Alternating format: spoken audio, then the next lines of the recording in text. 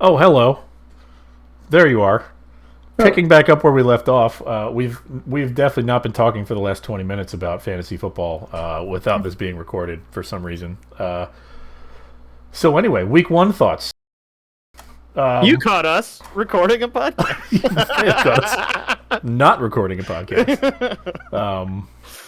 I know that. So yeah, Nick, if you had to, just kind of summarize, if you had recorded a podcast, let's say half hour ago, your week one thoughts, how would you summarize those? I think that there's not really anything to. It's week one is so much fun and annoying to listen to at the end, because everyone you hear all the post game coverage and everyone talks like they know what they're talking about and everyone acts like they're so smart and like, oh well, Trey Lance just sucks because he did this, and this, but completely omitting the fact that it was a monsoon or that he didn't run the ball or anything. Like, it's just so frustrating. Stay tuned. You what? Stay tuned. It's just so frustrating to do this. I feel like in some ways, being in week one, the aftermath of week one, we kind of know less than we did in the preseason. Because like in preseason is nothing but hype and it's nothing but hope, and you're looking at things and you're forming strategies and you're seeing what the tendencies are. But then something goes off script and everyone wants to immediately jump onto what happened and think that that's the new gospel, even though it's only one sample size. So there's not nearly big enough pool of data to look at, yet everyone wants to talk about it and make it seem like it's gospel. So it's so frustrating for week one. I mean, super fun, and I love doing this type of stuff, and it's great. And of course, I'm digesting everything I can. But it's so annoying. With my That next said, level Hillers, analytics Hillers, are the Cowboys doomed, and should they just shut down the franchise entirely? Yes. End of segment. Now, I mean, with my next level analytics here, I'm going to go ahead and disagree with your statement that week one we know less than before week one. One data point is more than zero. There are some things we know. One of those is Cowboys, and by extension Grimes, are effed. Their quarterback is hurt. They look real bad. Other teams in their usually crummy division look good. They're doomed, and their players are doomed. I feel fine taking that to the bank. Did anybody else notice how Hillers pronounced the team from Dallas? How he hit the O's really well. The Cowboys. Them Cowboys. Yeah, well, you mentioned Grimes. Along with the Cowboys taking a hit, the Grimes is the week one from hell this year. Lost both his running backs. Lost the starting quarterback of one of his best receivers. So Grimes is going to take a big hit in our power rankings as part of that. Yeah. So hate to see it, Grimes, but we're going to talk more about you here in a few minutes. So we don't. Grimes going to go up in the power rankings. Did somebody surpass him as the worst team? There is one other thing I'll say about the first week is that I think that there's no better time if you're looking to just do some tune-ups on your team and you're not entirely sure about some of the guys you drafted. There's no better week to get a value than week one when people are still a little gun-shy on that. And you might be able to get in on some trends. There'll be a lot of misses in there too, but cheap stars are hard to come by, and by week three, the secret's out. So it's too late. I want to get this on record. I know we didn't get it before, but what do you guys think the highest? Do you want to get it on the record? highest free agent will be this week, and how much will someone spend on him? Well, it's going to be Jeff Wilson. I'm going to say Jeff Wilson for 36. 36 seems. Oh wait, what's our free agent budget now? 100? 100. Yeah. Okay, maybe 36. That's at 80. I was like, come on now, slow down. I'm going to be under on 36. I will. I'll say it's in the 20s. I'm going to say it's in the 20s. Sweet. I'm going to own Jeff Wilson. Yeah, low 20s is what I would have thought as well. Other thing I wanted to say here and just emphasize is we ran some numbers. We had our stats team run some numbers and SFFL stats and information. And we went back and we tracked our top tier analysts, all the teams for the past 7 seasons, based on your start in week one. What's your percentage? Like what their percentage was in making the playoffs. So teams that are 2-0, they made the playoffs 56% of the time. There were 25 of those teams. 1-1 teams, there were 32 of them. They made the playoffs 53% of the time. So pretty insignificant difference there. The big difference came in when it was an 0-2 team. Well, 0-2 teams, there were 26 of them, and only 3 of those made the playoffs. Two, and that's only 2 owners, both happen to be on this very podcast. Gotta make those money moves, trades, pickups. So if you're looking for tips week. or anything, let us know. Your team is bad and it needs to change a lot. But that said, if you start 0-2, teams that have started 0-2 have traditionally made the playoffs about 12% of the time. So it ain't out of the question. Not likely either. But not likely either. So, might not be panic time, but it might not be rest on your laurels time either. So I would say anything under 15% is well in the panic range. I will say that of the teams this year that we had that are 0-2, at least in my estimation, 2 of them are just bad, and 1 of them got bad luck. All right. Any other week 1 stuff? I think that sums it up. I think that pretty close. All right. Now we're going to go to our brand new segment that we've never done before. First time ever.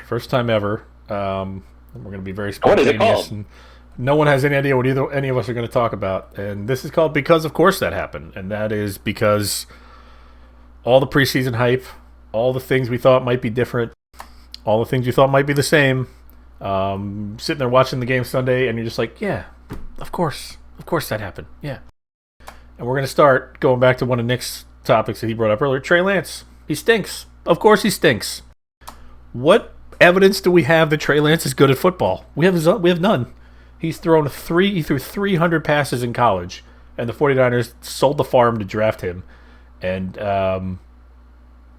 even though they did that, they decided to sit him for an entire year, despite what happens with rookie quarterbacks. Now, they always end up starting the first year. He came in when Jimmy Garoppolo was hurt, or whatever last year, sure. But he stinks. Yeah, he went 13 of 28 for 164 yards, 0 touchdowns, and a pick. He's only played 17 college games as a quarterback.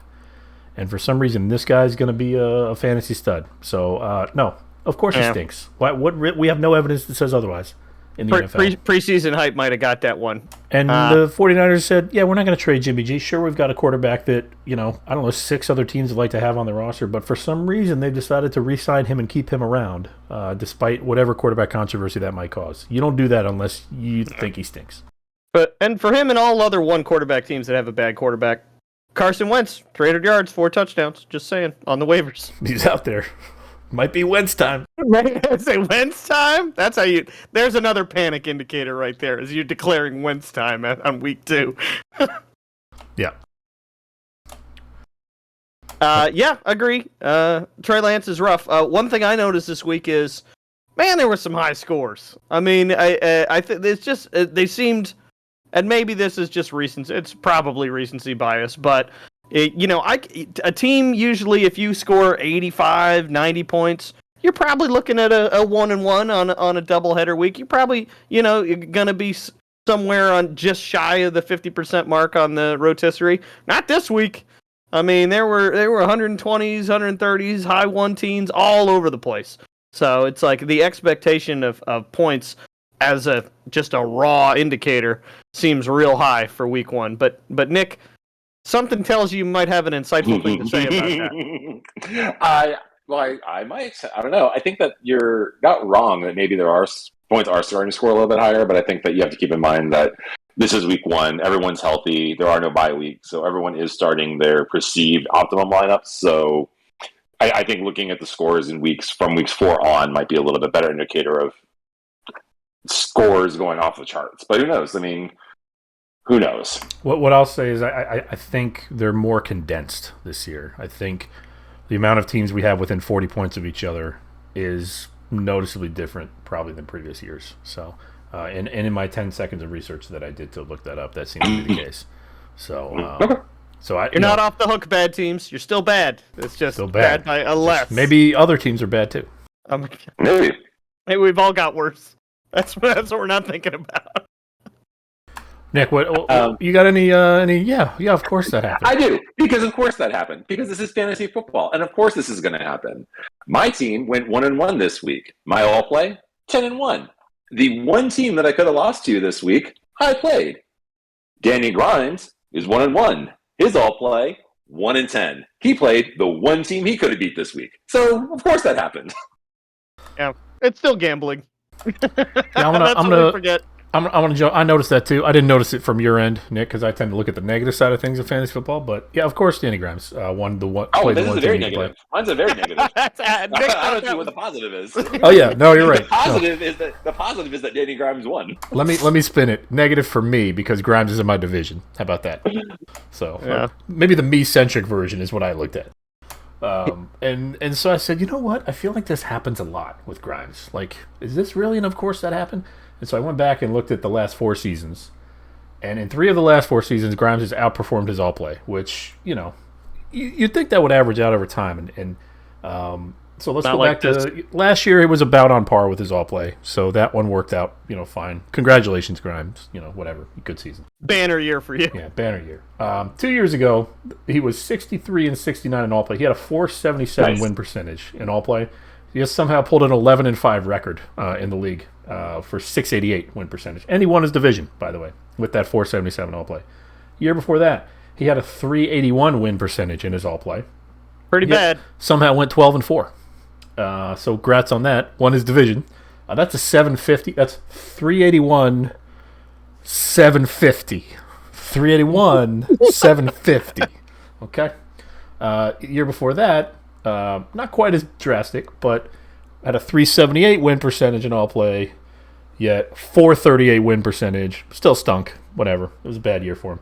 But still outperformed his all play. So this is a man who has maybe the best schedule luck in the league. And are we sure he's good at fantasy football despite his 3 championships? That's, His signature you know, strength as an owner is to sniff out the weak in the schedule lineup and play them that week. yeah, Grimes. I'm not sorry for only saying you won 2 championships. Maybe those weren't even deserved. I'm just saying. Strip him from the trophy. Ill-gotten I mean, gains. Make sure you spell his name right. Listen, we've got people looking at this. Stolen championship. We're going to keep everyone abreast of the situation, but looking back at this data, it is jarring to see just how this man has just stole his way into some of these playoff scenarios. Yeah. Put the headline on the papers for week 1. Grimes bad? Question mark. Yeah, might be. We'll answer in week 2. Well, he's better than one team this week, turns out. So, Exactly. anybody got one? I've got, of course that happened. There's one division that's rock hard, and there's one division that's so pathetically easy that they can just do no wrong and will waltz into at least one valuable playoff spot.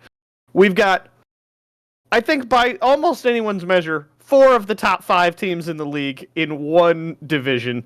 No scores under 128.5 in the entire division.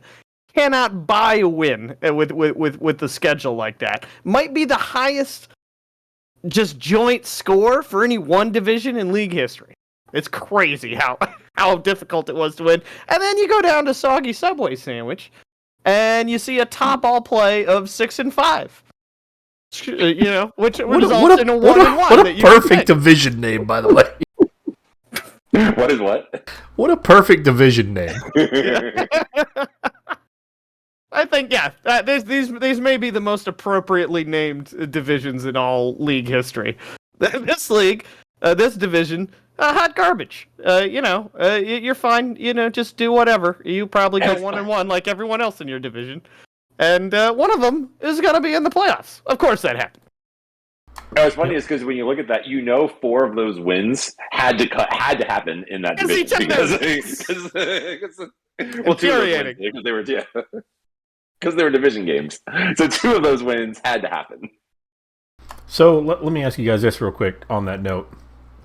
Would you guys rather get rid of divisions, or do you like the fact that we have them? Oh no, I love divisions. Yeah. Yeah. Yeah, I do too. All right. I just hate my division this year. Other years, I've liked it. And been wrong then. Maybe this will end up being an easy division. Who knows? You got another one, Nick?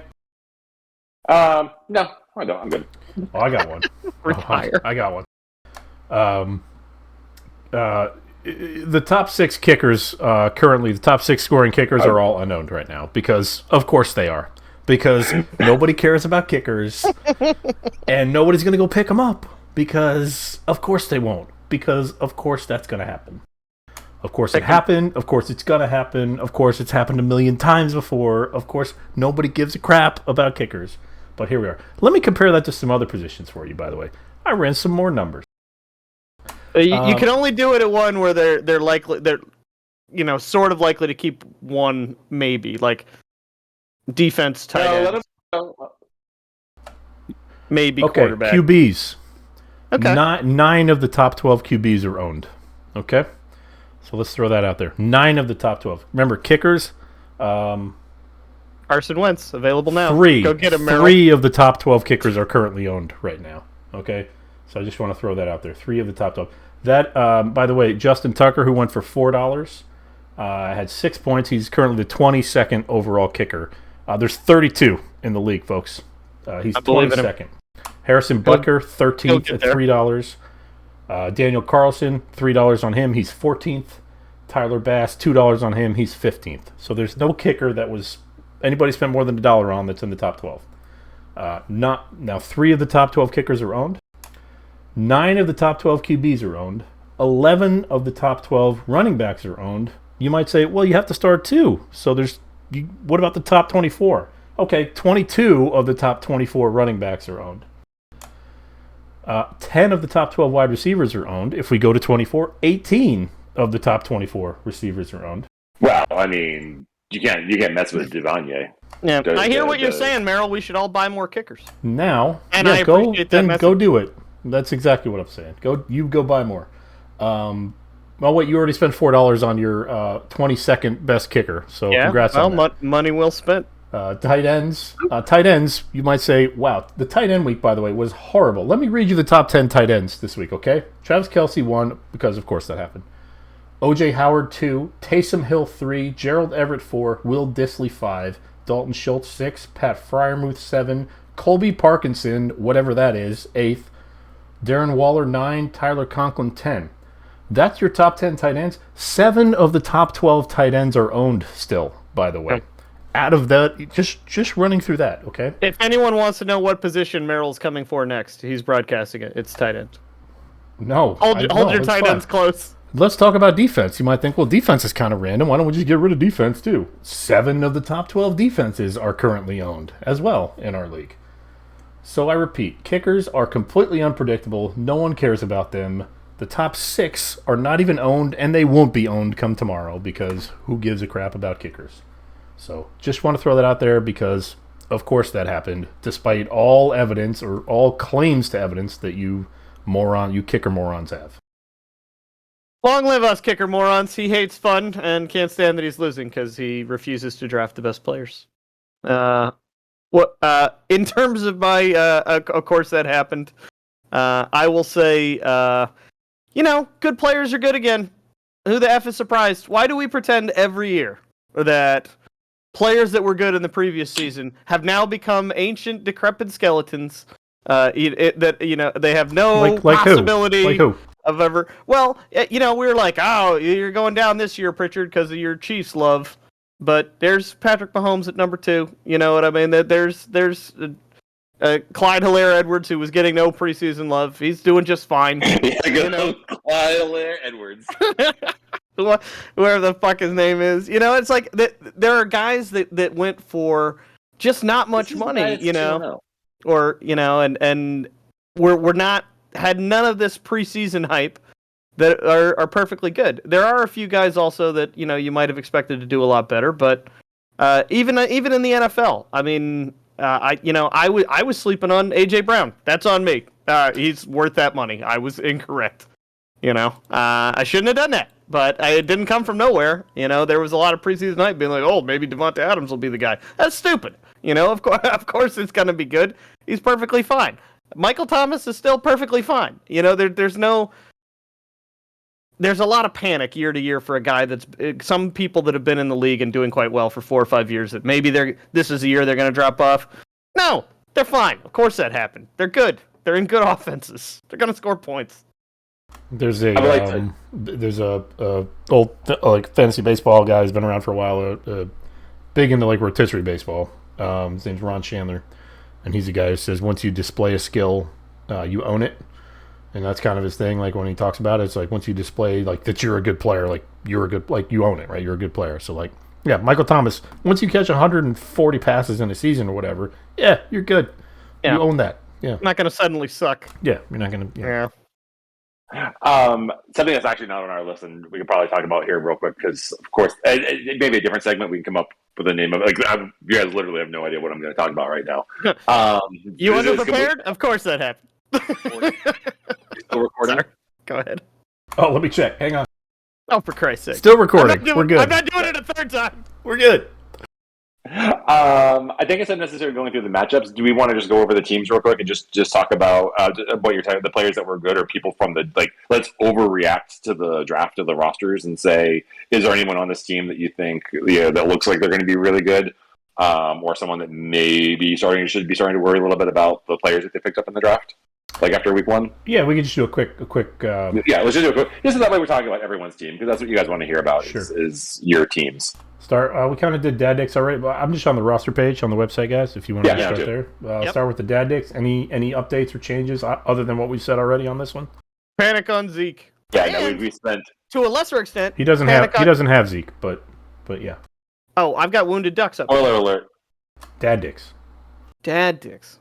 Sounds like ducks. Do we have different orders on our roster page? No, oh, we don't. I don't mean, think so.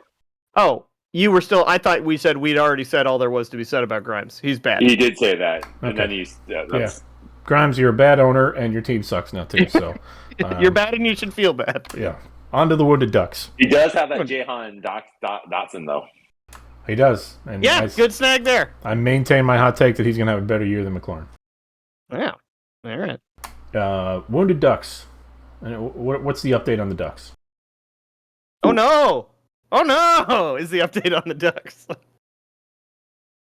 James Robinson's still a thing. Maybe to go along with your of course they're still good. Killers. He was perfectly good running back, and everyone was just saying, "Well, he's just going to be put away." Why would he be put away? He's extremely effective with the ball. Yeah, and Dez is about to find out he paid $31 for maybe like a $17 player. I think there's no reason for them not to have a good committee, maybe, but still a committee in Jacksonville.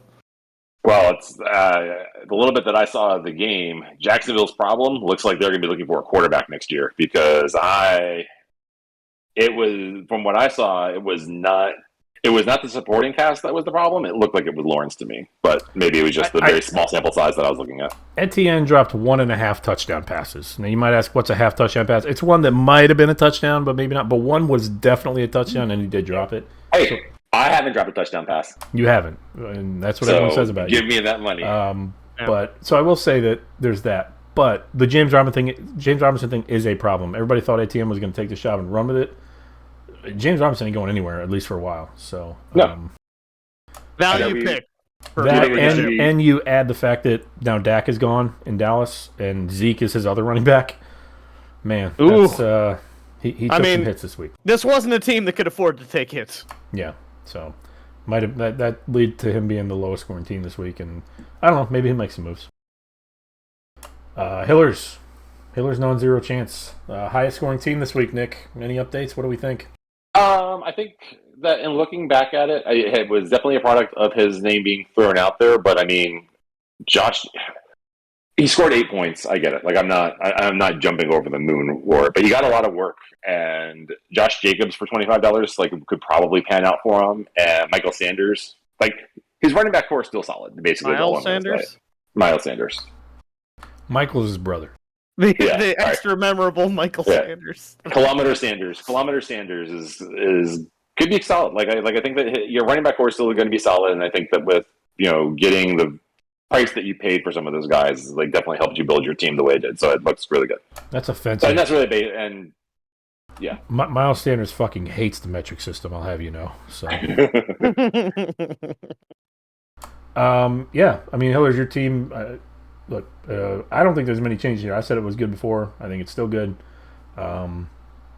It's solid top to bottom. Like I said, not a ton of like scary players on the team, but solid top to bottom. So Pittman's questionable though. Did you notice that? I did, and I don't like it.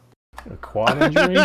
Everyone's questionable. From what I've heard, it's likely a small thing. Like that's the 2 or 3 articles that I've read that are saying anything about it this early, but Yeah, not too probably worried not. yet. Yeah, I got one of those too. So, Yeah. all right, Nick, your team's next. You forgot Cam Akers though. Yeah. Am I worried? Yeah. No, Yeah. it's I'm real worried. It's $4 on a running. That's your $4 running back flyer. Like Yeah, it is, this but was- he thought he was a $35 to $40 running back that he got for $4. Mm-hmm. This was True, supposed but- to be a franchise player that played 12% of the snaps. I was like, oh yet no. this is the guy that he wanted so badly that he didn't start him week 1, and this is the guy who traded away the farm to get Ramondre Stevenson and didn't start him. Like Vindicator. He'll get right. I'm not scared about the Vindicator. I'm saying is that when you can't make what you paid for him isn't worth fretting about because your capital was so low that you invested in him and you're able to build your team around him that Cam Akers isn't even he's your number 4 running back at best right now. Right. Well, maybe for him, for Hillers, I would say yes. I mean, not that anybody else listens to this who's not in our league, but I think as a whole, Cam Akers owners are freaking out about Cam Akers right now. Right. There's reason to be concerned, I think. Oh, sure. Barely an inconvenience coming up. I don't think any major changes, right, Hillers? I mean, we like this team. We think it's strong. I mean, I don't think as much as I was saying run to the waivers and buy all the players, other than maybe looking at, is there a 5th or a 6th wide receiver that maybe I like slightly better? Yeah, it's like, I who cares I about that don't know how you'd be improving this without outside of some kind of notable trade this week. The one guy that I will say that I was notably disappointed in was Packers wide receiver Christian Watson, who dropped a pass that should never have been dropped in 100 repetitions for anyone who wants to call themselves I could have been looking at the number 1 wide receiver in Green Bay had you caught that. Yeah, that's, Yeah, you still might be. I mean, you still might be. it still might be. It's early, but I'm beginning to understand why Roger spent the whole preseason yelling at his receivers. That separation and that route and that separation, that was a touchdown. If you caught it, but we'll see. But I mean, obviously, we're quibbling I'm bullish. when we're down at your 6th wide receiver. I'm bullish on Christian Watson. I'm more bullish on Alan Lazard after that game, but I'm also bullish on Christian Watson. But yeah, I think Nick, your team's still good. And you got Brian Robinson. They're saying maybe 4 or 5 weeks. He's doing agility drills. He's on the week 5. That'd be a nice game. Yeah. So, are you worried about Zamir White, who seems to be 4th on the RB chart after all the preseason hype? Okay. It's not about it's a rookie. You know who leveled up a little bit? I think Khalil Herbert leveled up a little this week. Little Herbert. David Montgomery did not look so hot. Again, monsoon, so it matters, right. But for everyone except Trey Lance. But he got Little Herbert got a little experience points that I can put into an attribute here and there. What team is he on? Which team are we talking about now? Little Herbert. Where's all? Khalil Let's Herbert. go on to stop. Oh, still on. Man, you got a lot of players. he does. All right. He's loaded too. Cyborg Tony Romo. One thing I'll say to start off is Kamara. A little rib issue might be an issue, might not. It's hard to say. But I think they brought in Latavius Murray to try out, which, teams can say it's not a serious issue all they want, but when you start bringing in other running backs to try out, it's like, No. When you bring in Latavius Murray to say, hey, this is the guy. yeah, now there's a guy. Here's the guy that we was there. 4 or 5 other teams that have thought that exact same thing and been incorrect, so, But still, not a good thing. And one thing I do think he needs to be worried about is the Jets running back situation. I mean, he has them both, but if you don't know which one to start, it's almost more of a problem. You know what I mean? Yeah. So Michael Carter again. Why did people think he was going to be bad? He was very good last season, and then everyone's like, this rookie's going to come in and immediately steal his job in the first second. Well, yeah, that's not going to happen. He's a good running back. It's a James Robinson situation there. Yeah. It acts the same thing. Yep. Do you think he should be worried about Aaron Jones? Is that the wrong side of the committee after week 1? I'm not worried about Aaron Jones yet. Okay. Not yet, but I mean, there are a lot of guys he's paying over $20 for that I'm like, maybe they need to find a way to distance themselves for him to get that value out of him. He's going to look up this guy. He should get Kittle back in the next week or two as well. What is it? Justin Jefferson? Yeah, that guy's pretty good. If he can play this, if only he can just play backyard football against the Packers every week. As long as he's playing 500 against a secondary that looks like absolute garbage. The Packers were trying to figure out who he was too, because man, was that guy just running wide open down the field all day. Just whatever he wanted. Oh, I mean, you're not. Yeah. Not even like wide open for like football standards, but like wide open in that for backyard football, like wide open for backyard football standards, like alone completely alone on one side of the field, like no. You know who we're gonna have cover him? A linebacker. That's what we need here. Yeah, but I mean that is something that is a definite bright spot here. Like obviously he's not gonna have 40-point weeks week in and out, but. They're looking. I mean, why wouldn't you be dialed into this guy? He just catches everything. He's scoring all the time. Yeah. Well, and that kind of rolls into next team because I said on our last podcast that I thought Adam Thielen would have a really good year because everyone's talking about how Minnesota's going to be chucking it more. They're going to be throwing more. It's going to be more high octane, and so I thought Thielen would be part of that. He was not. They just kept chucking it to Justin Jefferson. I was like, they're not only going to throw to Justin Jefferson. No, they are. They're just only going to throw to Justin Jefferson. But some team in the future will cover Justin Jefferson, and that might change that equation a little bit. If you put even one player on him, maybe the math starts to even out a little bit on who they target. Maybe, and so maybe Thielen gets better. The Mike Evans question, well, I didn't notice that. But I will say the Slot Tadpoles, not a pushover. I think this is a team, you look at Josh Allen, you look at A.J. Dillon, who I think might outscore Aaron Jones this year. I think A.J. Dillon might have totally possible. This might be his breakout year this year. And Gibson, who I think a lot of people thought was a little bit questionable, you know what I mean, as a draft prospect, looked great and, was given a lot of work, 14 attempts and 7 through the air. So until Robinson comes back, he'll be a solid start. Yeah. I mean, he's definitely bending. I mean, he's definitely doing the job that he needs to do to hold on to his job. Right. Damian Harris, might. I know he didn't score well this week, but no.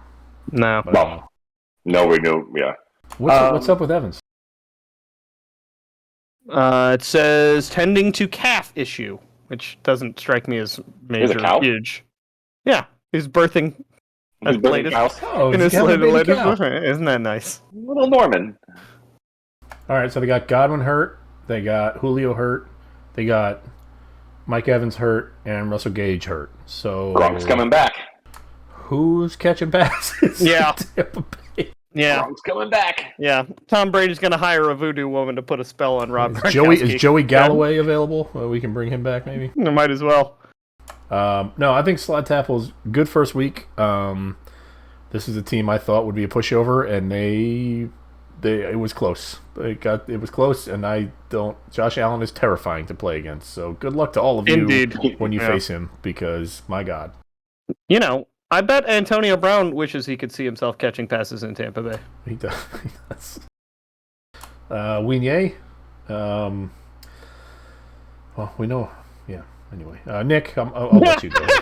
No, that's it. We're done. Things that are optimistic, like Trey Lance, sure, but I mean, as we've alluded to, like if he decides to just punt on Trey Lance in week 3, like you'll be able to find a quarterback. Am I going to be surprised if he picks one? Yeah, he throws some money at Carson Wentz just to have that option? No, sure. But I mean, he has Saquon for $43, which could very easily be one of the, if not the steal of the draft, if he can stay healthy. I mean, he paid for market price, which is the right price for him. But man, if he can stay healthy, I mean, he can keep looking like that and keep playing against the Titans. I mean, I was cheering for the Giants hard in that game, and I won my bet. But I mean, he literally looked like, not literally, he was the only good thing on that offense. Like, it was just give him the ball, he will make everything happen. So, Killers, Kyle Pitts. All right. This is almost going to be one of the best tight end in human history. This is going to be one of my, of course that happens almost. It was like, somebody still has to throw him the ball is the problem. Yeah, but they weren't wrong that he got 7 targets. You know what I mean? That's pretty good looks for a tight end. Sadly, he only caught 2 of them. But it didn't look like this is going to be the new Travis Kelce like the preseason was telling me every week. But it's still early to say for sure on that. I would be more concerned about Bateman, I think. I think the wide receivers in general on this team, I think. The wide receivers in general, but I think he had a lot of... There was a lot of stock riding on Bateman to be the guy, and I think that in general, when you look at the Ravens team and you say, it's Mark Andrews, if they're going to throw the ball, it's Mark Andrews and, Bateman, right? Those are the only two people you can throw the ball to. Or they can just continuously run the ball. That's...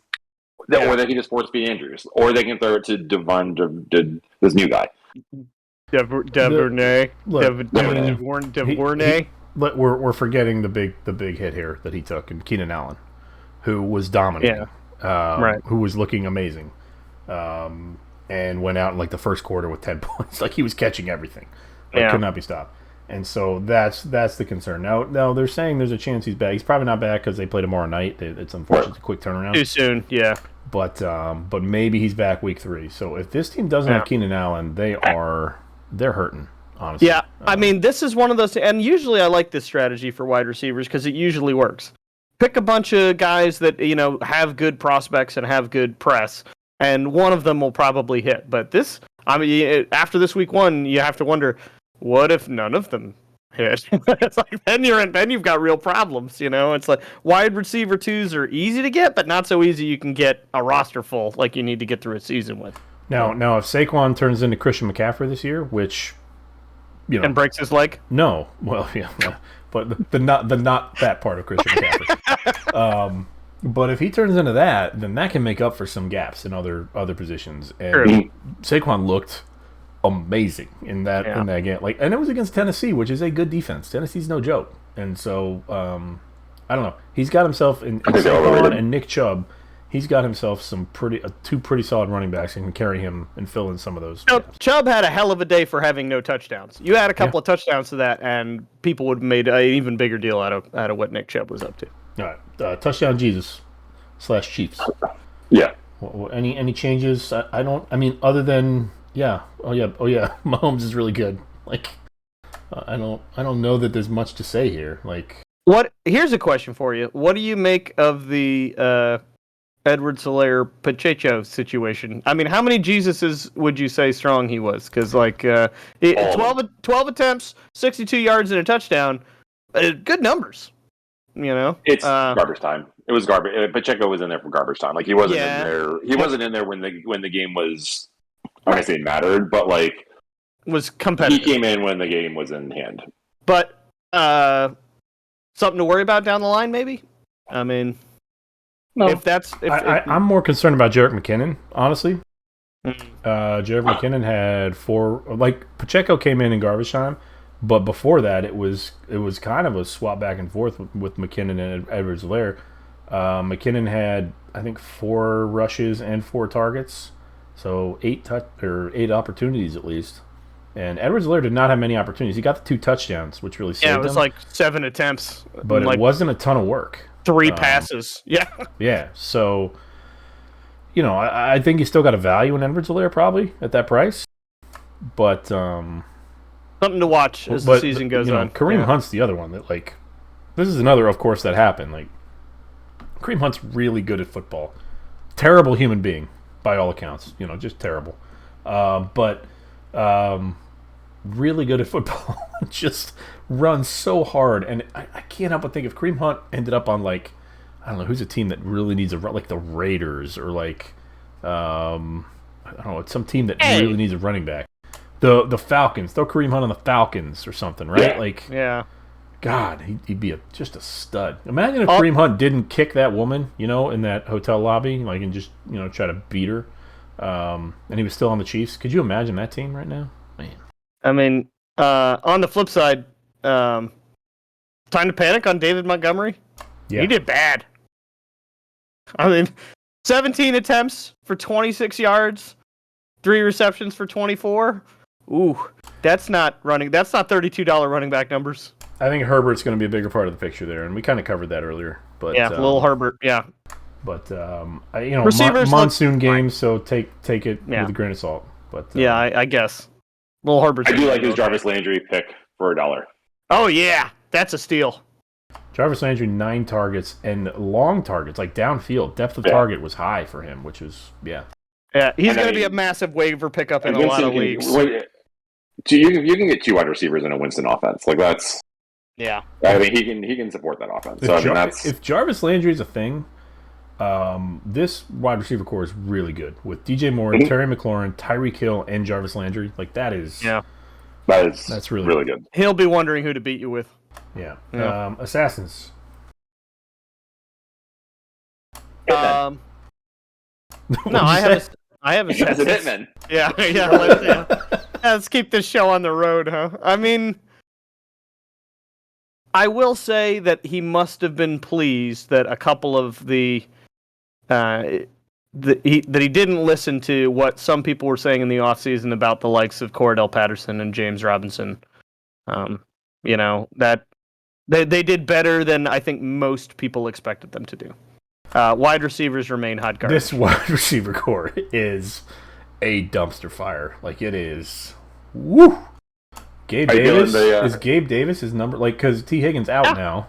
Yeah. With number 1 wide receiver, Gabe Davis. This is, wow. Who got 5 targets, 88 yards and a touchdown, but again, 5 targets. Kadarius Toney, preseason darling, 7 snaps he saw for some reason. And 2 of those snaps, he got the ball and made every defender look absolutely silly because he is walking chaos, which is hard to tackle, it turns out. He's electric when he has the ball. But when they asked the coach about it after the game, coach was like, no, that's kind of how it's going to go. We're going to bring him in for those. It's like, wow, this guy's not going to get any work. What's he going to do? They're going to try to be a stunt player. That's So,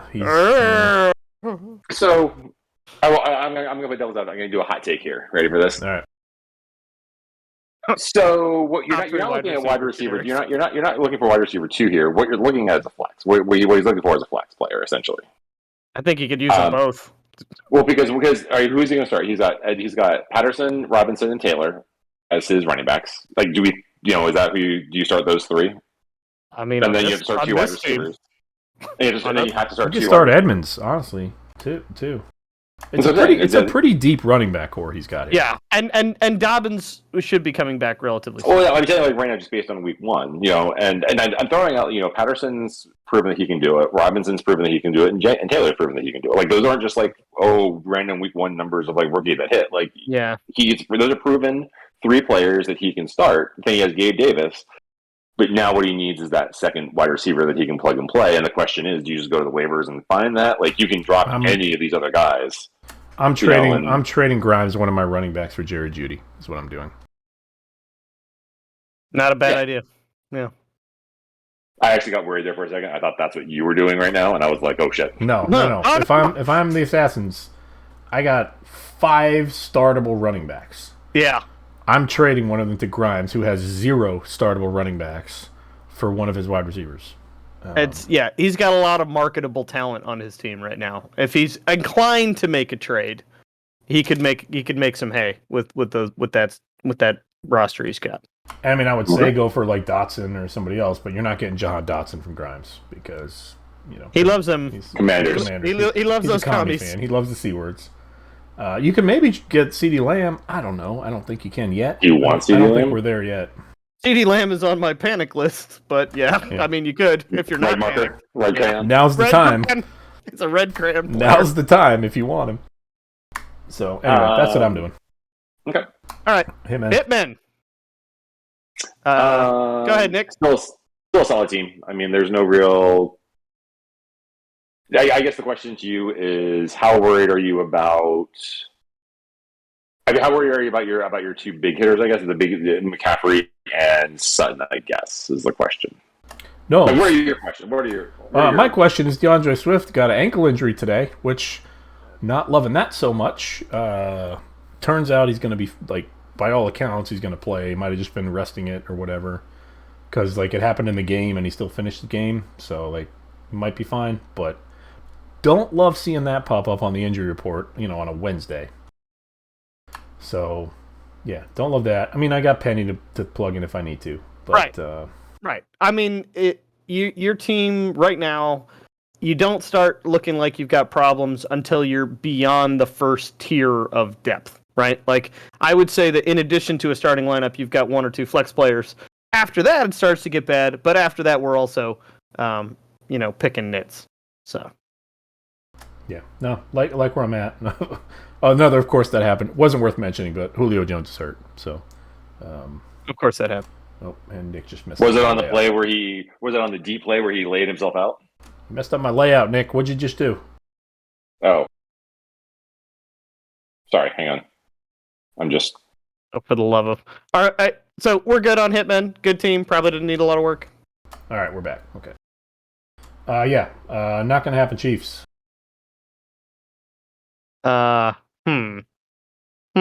What to say? I mean, it's not like Dalvin Cook had a bad game. He had 90 yards. He had 3 catches. But when you pay $66 for a guy, you're gonna hope he picks it up a little bit. Justin Jefferson just took all the work. All of it. And I mean, probably it'll get better. Probably it'll get better, but maybe start to worry. But more so than that, Derrick Henry having so many attempts, over 20, and netting 8 points. I mean, it was against the Worries. Giants. What do you really think? I mean, it's against the Giants. Can you really stop that? I You mean, can't run against the Giants. Yeah, I'd be big time worried if I was a Derrick Henry owner of any type. I like just kind of like a little just planting a seed here. Rachaad White with Leonard Fournette, a little banged up, and we're going to get to that when we get to Gazebo next here. But I think Rachaad White, if Leonard Fournette gets banged up, Rachaad White might have some sneaky value coming in. So yeah. I'll also give Tyler credit for getting Michael Thomas for $9. We should have known better. Back to your, of course, good players are still good. Happened. Yeah. Of course they're good. Yeah, why $9? Come on. Jeez. I'm kicking myself over that one. You know what I mean? I can't believe I was buying into Daryl Mooney before I was buying into Michael Thomas. I feel like an idiot. I don't want him. He's got that crazy stripper energy. I don't want him on my team. Yeah, that's what makes him strong. It's a candle that burns twice as bright. You know, they drive themselves insane with all their talent, and then they lose their mind, freeze their foot off. I don't want him. Anything on? Couple values, but the team altogether, not good enough right now. You're gonna need to kick it up a notch. He needs Dalvin and Derrick Henry to contribute if he's going to compete. He does. Bottom line. But he has Diggs though. I mean, Diggs is and Rodgers. I mean, yeah. Look at the week one he had. Rodgers, Dalvin Cook, and Derrick Henry. Right, all were terrible, and those are his anchors. That and Diggs performed, but his other 3 anchors just did not show up. And how old did he? What was it? And he went 0-2. Yeah, but he put up not the lowest scoring in the week, not the lowest score of the week. Yeah, this is a team that can, they can put it's up. Not going to lose all its games. I'm just saying, Yeah. compared to the other teams, he's gonna have a rough road. Yep. Gazebo. Still think the team's good, to be honest. You know, I don't see a lot of things that I'm like, scrap it now. This was, not worth having from just week one. I mean, when you start talking about, maybe J.D. McKissick isn't going to get as many touches as you want, you know that you're really digging through the roster to find problems. Well, or maybe they don't exist. Well, maybe, unless Fournette's actually hurt. Okay. Okay. I mean, you don't want a hamstring. No, No, a hamstring injury is a bit more concerning than, his calf is sore, kind of thing. But he's got Fournette at $9. If Singletary pops up even a little bit, I think you can start him and Williams comfortably, and then win on your receivers. So here's what I think. I'm going to counter what you guys were talking about with Tyler and say that here's what Daria has going for her this isn't even what's going for her. This is actually what's against her. Go back and look at these rosters, and not right now, but just look at the teams and say, like, okay, this is how many points they scored. Exactly but on average, no, but look at the teams and say, like, Don't tell me what to do. This is how much they scored. But what did they how many points did they leave on the table, right? Like, you can look at it and say, well, Dalvin Cook's score, isn't going to. 13's probably low for Cook on an average. 8's going to probably be low for average for Derrick Henry. You hope. 3 is going to be low for Rodgers. This is just like that's what you're banking on, right? Is that you're looking at these are going to be like who underperformed on this team? Who underperformed on this team, right? And then you also by the same time look at who overperformed for these teams. Now look at Daria's team and tell me who on this team really under or overperformed. This is kind of mid-season form for what Daria's team is. There's going to be fluctuations. There's going to be 9 players to kind of balance out. The good ones are going to boom, and then the bad ones the floors are going to drop out on some. This is what Daria's team is. I don't know if this is a hot take, but my hot take is whatever she scored this week, that's what she's going to be flirting with that score basically all season long. That's your best take of the night. I love that take. 120 points, though, if you're flirting with that all season long, probably gets you into the playoffs. Yeah, but if that's your ceiling, yeah. No, I will say, I think in any other division, she'd be gold plated. Oh, she was in Soggy Subways. Soggy Subway might be the best team. Yeah. I will say Mark Andrews underperformed. Throw another 10 points on it, right? Maybe because Mark Andrews could definitely throw 20 points very often out there. Right. And then the problem I think here is, even though you say wide receiver 2 is a problem, but Jalen Waddle, 17 points, pretty good. Yeah. Well, and honestly, Devontae is not going to score 30 every week. Given that 25. But Drake London putting up 7 targets and 74 yards in a rookie debut, that's real good for a rookie debut. Yeah, a lot of rookies didn't even play this week. I think there's room for growth there. And she lost Dak. She had Derek Carr, though. Yeah. Dak was a backup. She'll go. It's Wentz time. I heard a great take on a podcast that Dak Prescott, Kirk Cousins, same quarterback. Honestly, what's the difference? I don't know enough stats to refute that. Playoff performances, regular season. What's the difference? Look at the numbers. It is eerily similar. Same quarterbacks. So anyway, that's the team overviews. Let's do our power rankings. Yeah. We'll do our standard. Oh, good question. We're still good. Yay! All right. Hillers, you're going to start. Go 12 to 7. Okay. 12. Wounded Ducks. There are teams on their way down, but there's one team that's already there, and that's the Wounded Ducks. I got Not Gonna Happen Chiefs at 11. Grimes at 10. That's one of the ones on the way down. Winier at 9. Assassins at 8.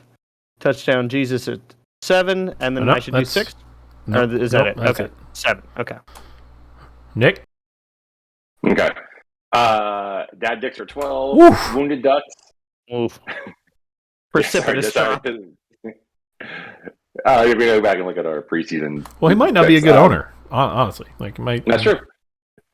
Dad Dicks, Wounded Ducks, Slod, Winier, Not Gonna Happen Chiefs, and Assassins. Now, it should be noted that when you get to this point, Dad Dicks and Wounded Ducks, and kind of Winier a little bit too, and Slod, Dad Dicks and Wounded Ducks anyway. Clear cut bottom of the barrel. When you start getting up to that middle tier, the middle 8 owners are real hard. Yeah. Tough. The middle 6 is I'm just gonna random number generate me. You have a slot much lower than we do. Yeah. Yeah. 12. I got the Ducks. 11 the Assassins. 10 the Dad Dicks. 9 TDJ. 8 Winier, and 7 Not Gonna Happen Chiefs. Wow. You had TDJ that low? Is it the salt? Is it the salt of the Chiefs burning you? I had him at 7. You know what I mean? One of these things doesn't belong, Nick, and it's not us. That division, I hate everything about it. It's depressing to look upon. That's true. The Damian Pierce hit hurt. I guess I don't know. David Montgomery hurt. Yeah. Do you want me to go 6 to 1? Yep. 6, I've got Slod. Good job, Slod. A strong showing for an 0-2 team. At 5, I have Gazebo. At 4, I have myself. At 3, I have the Hitman.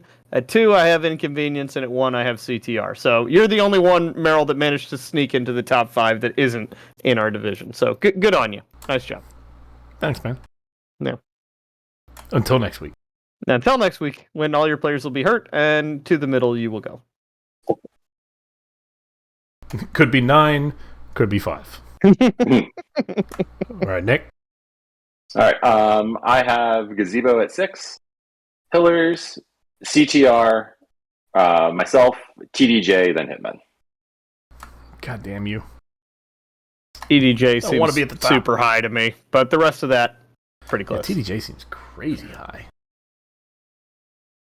All right. I have Gazebo at 6, Slot at 5. I mean, that seems high too, for an 0-2 I'm team. telling you, watch out for Slod. 4 Hillers, 3 Hitmen, 2 Barely an Inconvenience, and 1 CTR just because, Because, of course, that happened. you got to, of course that Yes, happened. of course, Just, of course that happens. just to go with the theme. And on that note, we're going to shut it down. Thanks for everyone for sticking with us on our first recording of the night. 4 Hillers, 4 Nick. We'll talk to you guys later. Peace out.